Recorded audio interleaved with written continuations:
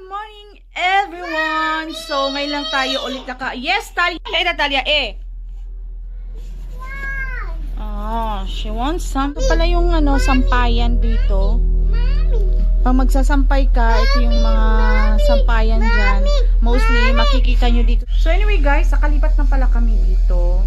So, ilang days akong hindi nakapag-vlog kasi masyadong busy. And naman dito guys, pag may bata ka talaga. So, after arrange, merong mga ganyan, mga toys. Tingnan nyo na guys, nagkalat. Kasi si Talia guys, mahilig siyang magbukas-bukas ng mga drawers. So, ito dito, hindi ko pa talaga na-organize itong lahat, itong mga to. So, meron pa kasi mga priority na in-arrange talaga. So, ayan guys, ito yung labas. Okay, medyo na-arrange na rin natin. So, ayan guys. So, ito, lalagyan pa to ng parang glass. So, ito na yung itsura niya guys. So, ayan, napaka-simple lang. So, actually, alam nyo, marami pa siyang kulang talaga na gusto kong So, sa susunod na lang, pagbalik ni Mr. sa bakasyon. Kasi sobrang gastos guys. Kasi isang buong lahat ang bilihan. Alam mo yun. So, ito, meron pa akong gusto lagyan ng cabinet dyan. Yung parang glass. Tapos yung mga display. So, ito naman parang ayoko na pakasimple lang ng design ng TV unit na to. So, after na lang ng balik ni Mr. gusto ko siyang palitan ng yung mas wow, yung parang mas maganda. So, ito ilalagay ko siya sa playroom ni Talia.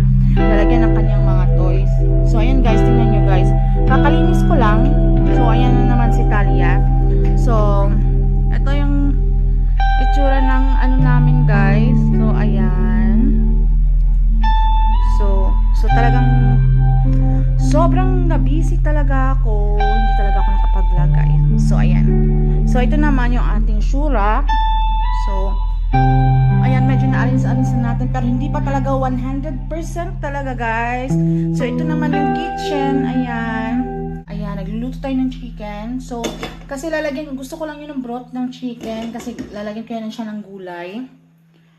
So, ayan guys. So, hindi pa talaga fully talagang arrange. So, medyo makalat pa.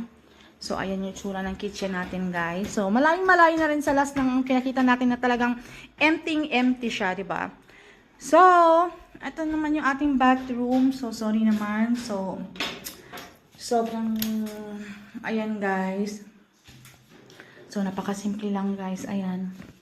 So, lagyan ko siya ng mat. Parang ganito. Kasi, natatakot ba ako, guys? So, pasensya na sa kalat.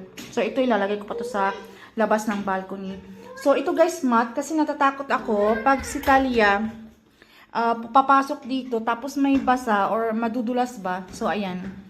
So, for the safety. Tsaka ito din mga mat, guys. Talagang nilagyan ko yan siya dyan. So, kasi para pag si Talia kasi, guys, mahilig siyang tumakbo. So, ewan ko ba. Ayaw niyang, yes. What you want? So, dito naman guys, ito yung playroom na talagang, teka lang, ang hirap buksan. Tingnan nyo guys. Sobrang kalat. So, dito ko pati tinambak lahat ng mga bagay na ito i-organize ko pa. Talagang tatanggalin ko pa yan sa mga plastic guys. I-arrange ko pa yan.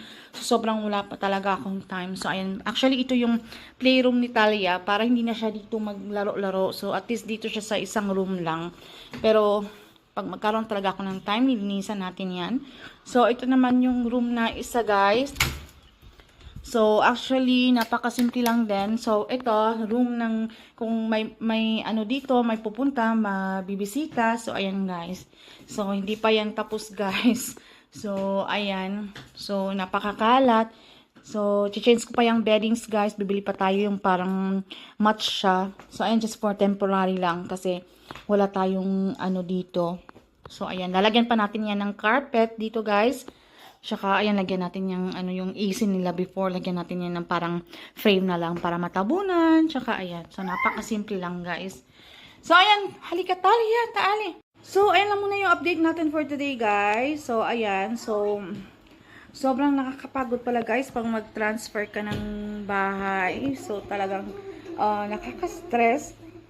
Kasi itong mga gamit dito is talagang bago. So, ayan. So, at least okay na rin guys. Para at least, syempre, meron tayong mga gamit na, alam mo yon, pag in the future, pag halimbawa, makabili na kami ng talagang bagong bahay. So, at least meron ng gamit, hindi na yung isahan na yung gastos, guys. Syempre, magpaparenovate ka, di ba? So, talagang at least, ano ka na unti-unti.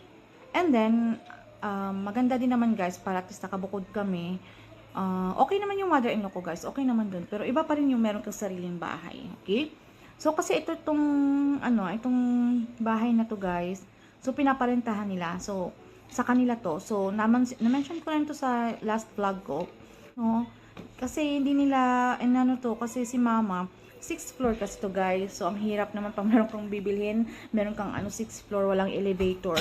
So, ayan. So, kung hindi lang to, dito, guys, kung hindi lang siya sa, mga first floor, second floor, so, okay na rin to dito, guys. So, but then, alam mo yon. So, in the future. So, ayan, ipon-ipon pa, guys. So, ayan. So, ayan lang muna, guys. So, update ko lang kayo. So, ayan, sa mga bagong subscribers. So, please don't forget pala sa mga bago dito sa ating channel. So, please don't forget to subscribe para ma-update kayo sa ating next video. Okay? So, every time meron tayong ma-upload. So, ayan lang muna, guys. Wala tayong masyadong ganap for now. So, thank you for watching. Bye!